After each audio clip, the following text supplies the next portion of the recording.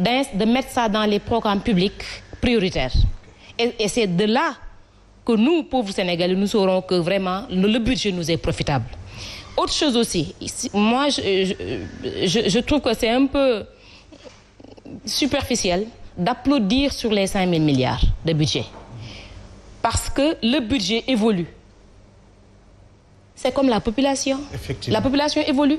La population de 10 ans n'est plus la population d'aujourd'hui.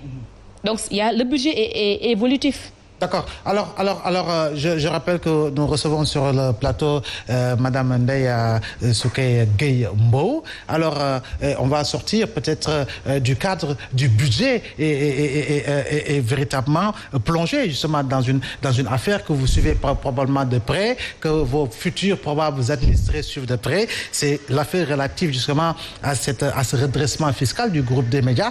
Alors, est-ce que en réalité, l'administration, j'allais dire l'autorité fiscale, a le droit aujourd'hui d'aller dans le sens d'un blocage des comptes du groupe des médias? En fait, il ne s'agit pas de blocage, mais plutôt de mémise. C'est une mémise des comptes. Et c'est une pratique utilisée par l'administration fiscale. Ça, il faudra le reconnaître. Après avoir... déjà, on ne peut pas se lever comme ça et faire un redressement fiscal. Ce n'est pas possible.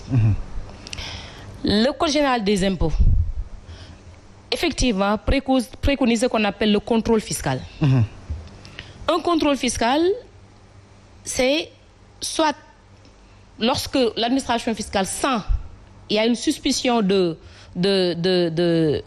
dirais pas de fraude, mais de déclaration minorée, ou bien une déclaration erronée, ou encore une déclaration tardive, ou même une absence totale de déclaration.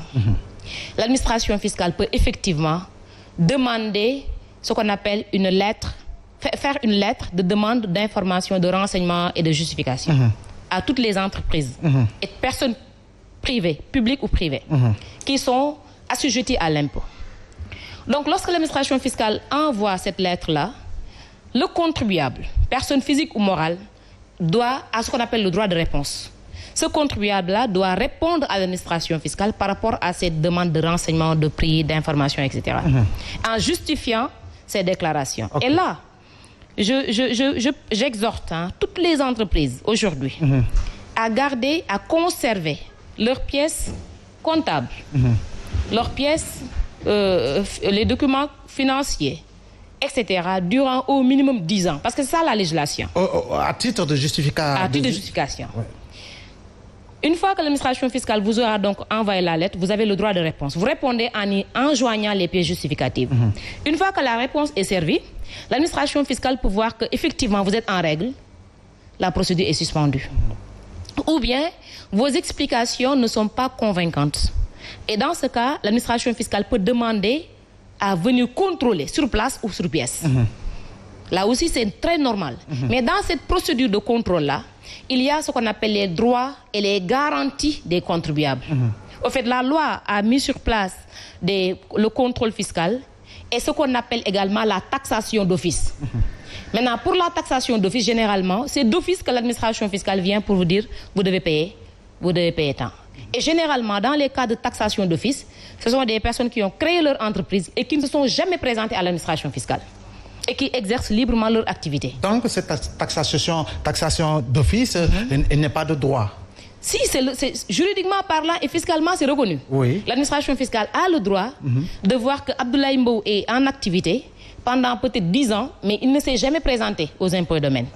Et automatiquement faire ce qu'on appelle une taxation d'office. Mais rien à voir avec une entreprise qui, chaque année, a son quitus fiscal. Maintenant, le quitus fiscal, c'est vrai qu'après avoir déclaré vos impôts, vous pouvez demander l'attestation de quitus fiscal. Mais l'attestation de quitus fiscal ne veut pas dire que vous n'avez pas, ne signifie pas sincérité. Parce que le contrôle fiscal, c'est le contrôle de la sincérité même de vos déclarations. Parce qu'au Sénégal, nous avons un régime déclaratif. L'administration fiscale attend dans son bureau et que l'entreprise d'Abdoulaye Mbow se pointe pour faire sa déclaration. Donc si le contrôle est réalisé, l'administration fiscale n'est pas convaincue, l'administration fiscale peut à ce moment-là ouvrir la procédure de redressement fiscal. D'accord. Alors, nous venons de recevoir M. Mamoudou Ngomnia sur le plateau de l'Essentiel, un habitué justement de l'émission. Je crois bien qu'il avait pris quelques